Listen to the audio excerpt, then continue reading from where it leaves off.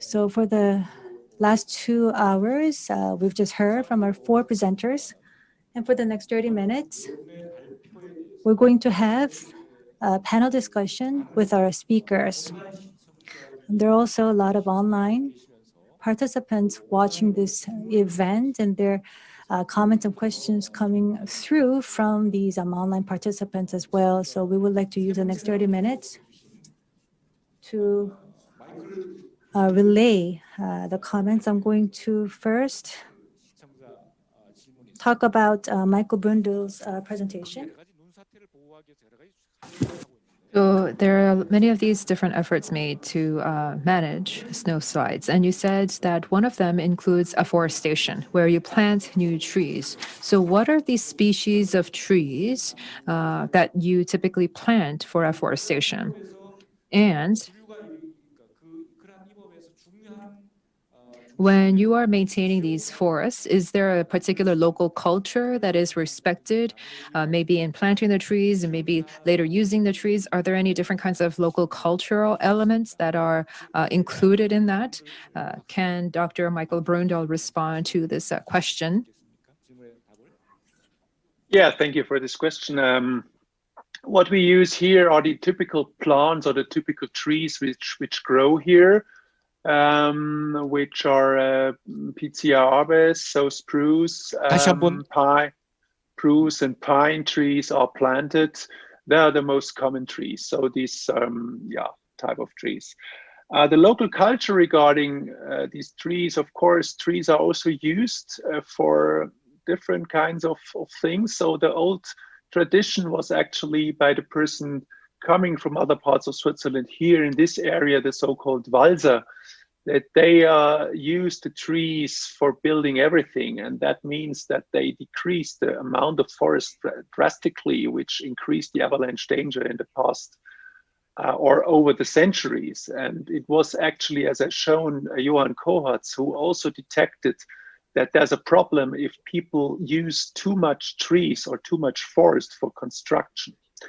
And there at the end of the 19th century, there came up a law that only a considerable or specific amount of forest can be used for construction in order to protect against natural hazards. So this aspect of sustainability comes also from this area where you use only that amount of trees which can grow within a specific amount of time. Does this answer your question?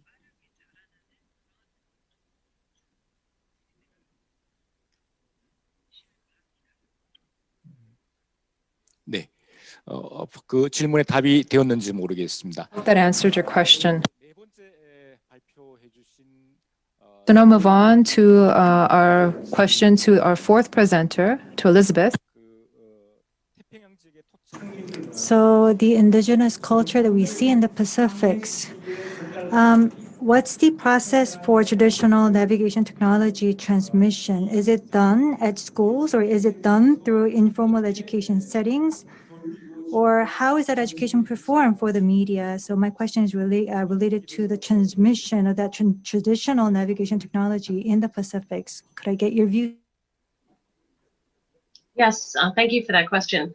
I didn't get into the larger navigation narrative that's so important for discussing a culture region that we call the Pacific. And I think this is very important for many Pacific writers, from Peli Hofa, who had made an argument. He's the Tongan anthropologist who had made the argument that we shouldn't even be using the term Pacific, we should be using the term Oceania, right? And that actually would prioritize the ocean, which is something that connects. So rather than understanding a region as a series of small isolated islands, that we would actually call it Oceania and think about the importance of the ocean, right? Which is very important for navigational histories as well as the U.S. Navy, frankly, right? This is where the annexation of Micronesia came from, was because of the larger ocean area that was very important for their testing program. So there are many different navigation projects. I recommend there's a number of films that Vince Diaz has come up with. There's Nainoa Thompson in Hawaii. There was just recently a Drua which is a Fijian voyaging canoe exhibit here at LACMA, the LA County Museum of Arts. And of course, there is the Hokulea, which is the famous navigation canoe that was first voyaged around the islands. I believe it was in 1976, due to the navigational knowledge that came actually from Micronesia. It was regenerated. So due to that cultural exchange, you actually had a connection between an understanding of star maps and currents that came from Micronesia that was actually transplanted back to Hawaii. And in Hawaii, those skills had been wiped out due to colonialism, and they were regenerated. And of course, that has created all kinds of cultural regeneration through that. So it really depends on where you are in the Pacific to see how these knowledges are passed on. I mean, obviously, they're originally oral. But one of the interesting things is that the Hokulea has been sailing around the world now to raise awareness about climate change, right? And so what they will do is they will transmit wherever they are into local classrooms and kind of share the knowledge and the storytelling and science that they're experiencing on the ship. So these are very important ongoing conversations. And I think they've been really important for inspiring a whole new generation of Pacific literature. And by extension, because we're understanding our world is becoming a more oceanic space now due to sea level rise, it has also been kind of a worldwide inspiration from those poets and artists and cultural navigators. 네, 질문에 답 감사드립니다. Thank you for the response to the question. 시간이 얼마 안 남아서 오늘 발표자 네 분께 So I would like to ask a common question to all of our presenters, and I would like to ask the presenters to respond with their own opinion. So we are seeing this conflict between nature and humans, and this huge ecological crisis that we are confronting as a humanity. So because of this eco-disaster, many major ICH elements could vanish, they could disappear. They are impacting the lives of communities in many dangerous ways. These natural disasters, for example, are impacting certain communities. So we're seeing an ICH crisis as well. So how can we make use of ICH in confronting this ecological crisis? I know this is sort of a vague question, but what can we do to use and leverage ICH to try to overcome the current crisis that we are living in today, specifically talking about ecological crises? I would like to begin by asking Dr. Park. He gave us the first presentation. He must have waited a long time. I'd like to ask you to respond.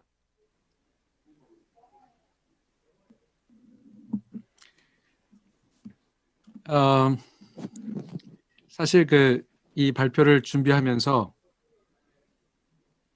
정말 고민을 많이 했던 부분이기도 하거든요. I really was concerned about that particular question that you asked.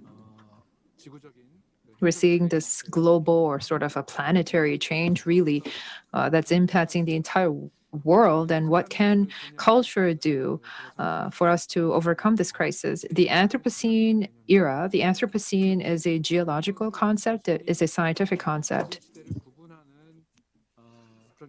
But I think it's more than just a placeholder to talk about different eras in our history. I think the Anthropocene can be, as a concept, a way for us to really orient our paradigm and really change the way we think. It's a method for us to change the way we view the world and change the way we think. And I think that method is very relevant in how we safeguard ICH and bring nature and humans as one. And the Anthropocene can really deliver that message to the world. So perhaps a proposal that I could make or a suggestion that I could make is that education can really play a very key role. So when we engage in education, it's not that science is just something that exists in theory and crisis is a vague concept. We have to really bring them both in so that we can bring in humanists, liberal arts thinkers, scientists, artists. Many of these different people can build and shape a curriculum together, sort of an interdisciplinary curriculum that can be used to propagate that knowledge knowledge to more people. And I think that together we can find a way where we can all become one in responding to this crisis. And I referred to Professor Anna Tsing in my presentation about this multi-temporalities. There's a time for mushrooms, and there's a time for refugees, and a time for these different trees. But these times meet at a certain point in time, and they overlap. And we want to identify those areas where these different times overlap and meet. 네, 감사드립니다. 두 번째 발표하신 Thank you very much. Mr. Francis Reg, would you like to make your comments on this?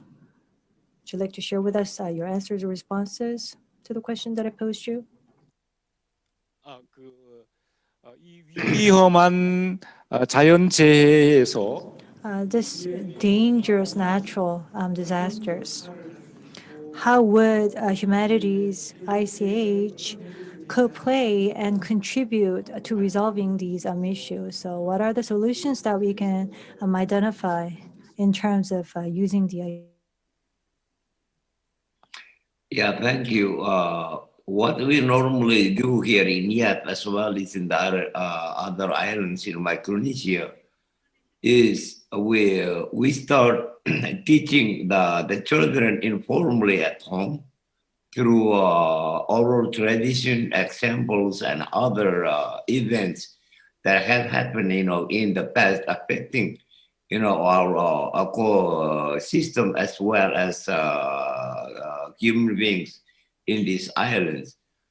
And so, as alluded to by Dr. Park, teaching these concepts and practices, I believe it should be a way to preserve these knowledges and practices. So both a technique of learning should be emphasized more, knowing that human beings are impacting, the natural world. I hope I contributed a little bit. 네, 짧게 답해 주셔서 Yes, 감사드립니다. thank you very much for that succinct comment. But I would now like to turn to Dr. Michael Brundle, our third presenter. You've shared with us the experiences of Snowslide Management. How did ACH play a role in that, and what can ICH do to overcome our? Yeah, I think the aspect, as it was already said, education is quite important. I think that means we have to also learn how to, or to better observe what nature is actually doing. So, for example, when we developed strategies how to afforest or how to conduct afforestation, we carefully look to the trees, how they grow in nature. What we could observe is actually that they grow up in groups instead of rows. So the traditional way of afforestation was to plant the trees in rows, but we observed that it would be much better to put them in groups and also take into account the micro topography of the terrain. So that means if you plant the trees in a hole where the cold air can stay longer, and at an altitude of 2,000 meters, this can be very crucial for the trees. So better plant them on the small hills, so to say, where the cold air will disappear very soon. This will help the trees to grow up. So what I want to say is to observe the nature is the one thing, and also to accept the boundaries which the nature shows to us. We can see, or we can observe the avalanches as an example, where they come down every year or every 2 years or every 10 years or whatsoever, and we have to respect the boundaries. What we try to do with land use planning, it makes no sense to construct the houses in areas where they will be destroyed every, I don't know, 10, 20, 30 years. Better accept the boundaries which nature shows to us. And this is also, I think, a matter of education.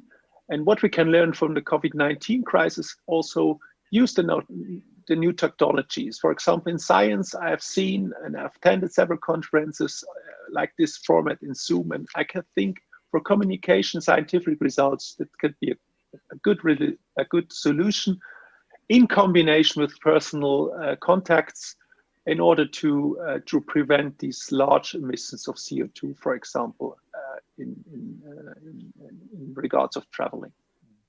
Thank you. 네, 감사합니다.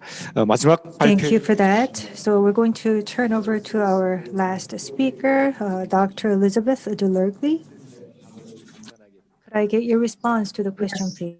Thank you. I had the advantage of listening to other responses, so I would like to summarize and reiterate what has already been said. One is that I would like to complicate this idea of the human versus nature, because it's a very new concept. This is a concept that comes out of the history of capitalism. So this is very important for us to think that this division actually is a very modern division. It's not something that our great-grandparents or maybe had experienced. And it's not necessarily experienced evenly across the world, right? If you grow your own food, you don't necessarily see this human versus nature kind of relationship. And I wanted to go back to Professor Park's emphasis on the term that he had used called nature cultures, you know, that we kind of bring that together and try not to have a binary. And that comes from a lot of the work of Donna Haraway and other thinkers who have pointed out that we are created by multiple bacteria, and we are biomes themselves. We're not even human, right? We are actually multi-species beings to begin with. So first of all, to kind of start with deconstructing those binaries, because they're very simple and they're not historical. And then also to highlight the importance of resilience. So I had mentioned that, you know, some people have experienced apocalypse, you know, many times through histories of empire or war or any of this. And some of those stories are really important to bring forward because people have experienced the apocalypse before and they can share stories about how they survived through it, right? So I think part of it too is to emphasize the agency both of non-human, but also of people who have experienced these histories of crisis. And then finally, to bring it back to the question about education, I think is so important. And it's not just emphasizing different pedagogies, but also really thinking about making the institutions accessible, right? Accessible to the people who are not getting access to, either because of finances or because their communities are not being welcomed into these spaces of higher learning. And what we're working on at UCLA is a project to bring in a lot of non-traditional students to talk about other kinds of storytelling, right? Oral storytelling in the home, as Mr. Reg has pointed out, or other modes of transmitting knowledge from generation to generation that actually becomes part of the institution and reshapes the institution and the way the institution understands what constitutes its knowledge.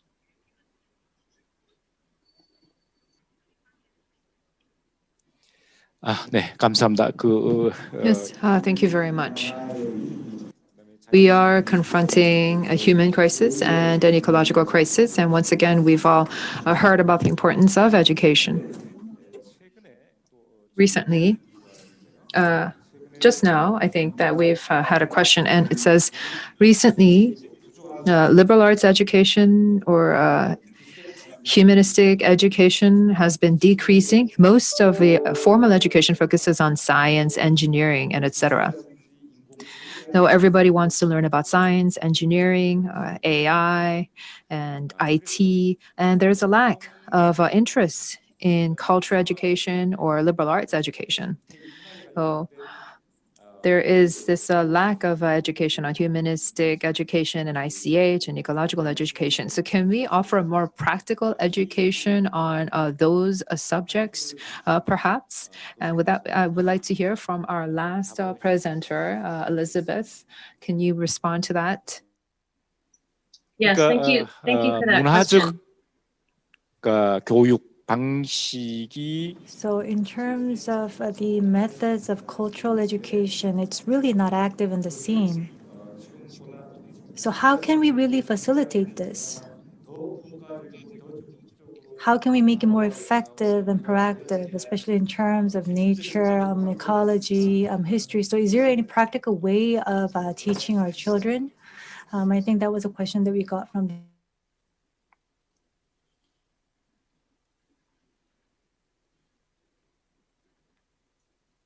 Yes, thank you. These are really important questions and ones that I struggle with as a teacher.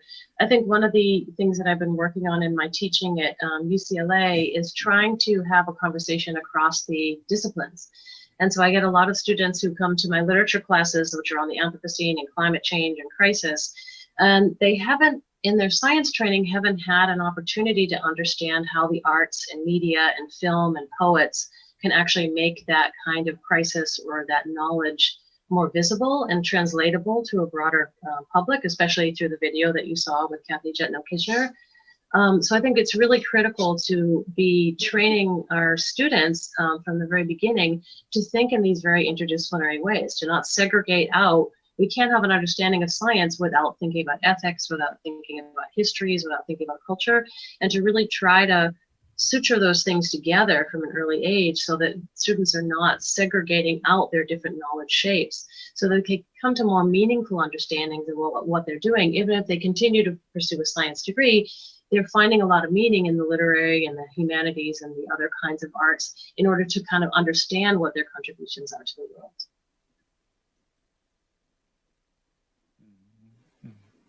아주 중요한 말씀, 핵심적인 말씀을 Thank you very much. I think it really cut to the heart of the issue. So thank you.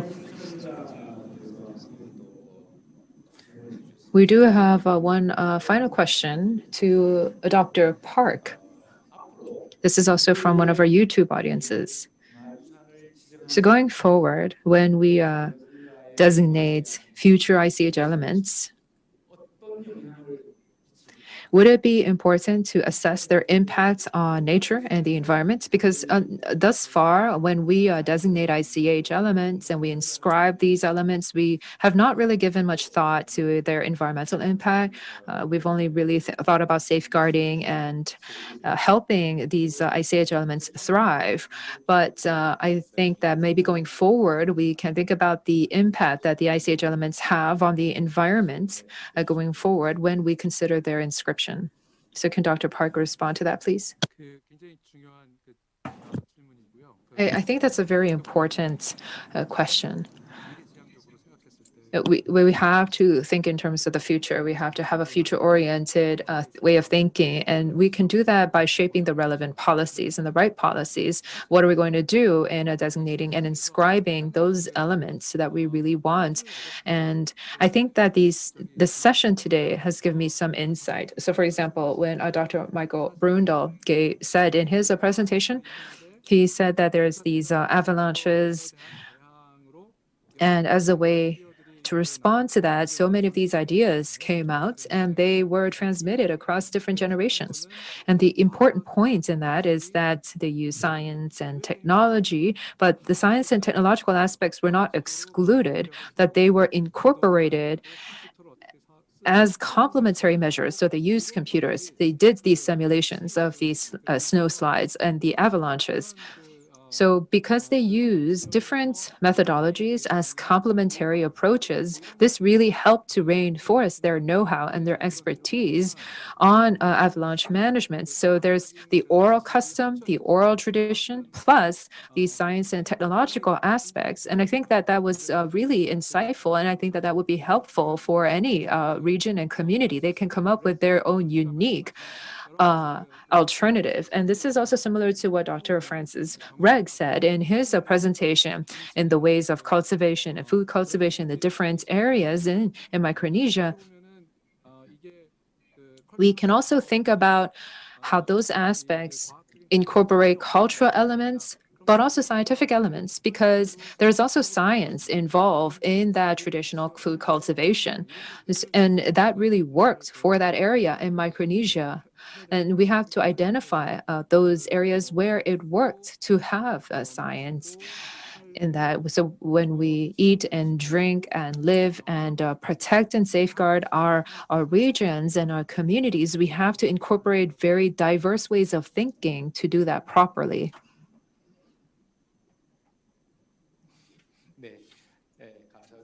Yes, thank you very much. I think it is almost time for us to end. So this is the 2020 World Forum for Intangible Cultural Heritage. This is the first session titled Redefining the Relationship Between Humanity and Nature. We've just heard from 4 presenters. We've also received some questions and comments. And we want to move away from our past where we just focused solely on human. Everything was human-centered and man-centered. But now we want to pivot more towards coexistence between humans and nature. We have to find a way for that coexistence going forward into the future. I would like to thank for presenters and the online audience members. Thank you very much for your participation. And we would also like to see you tomorrow and the next day. Similar issues will be explored at our forum. So I'd like to ask you for your support and interest. With that, we would close the first session.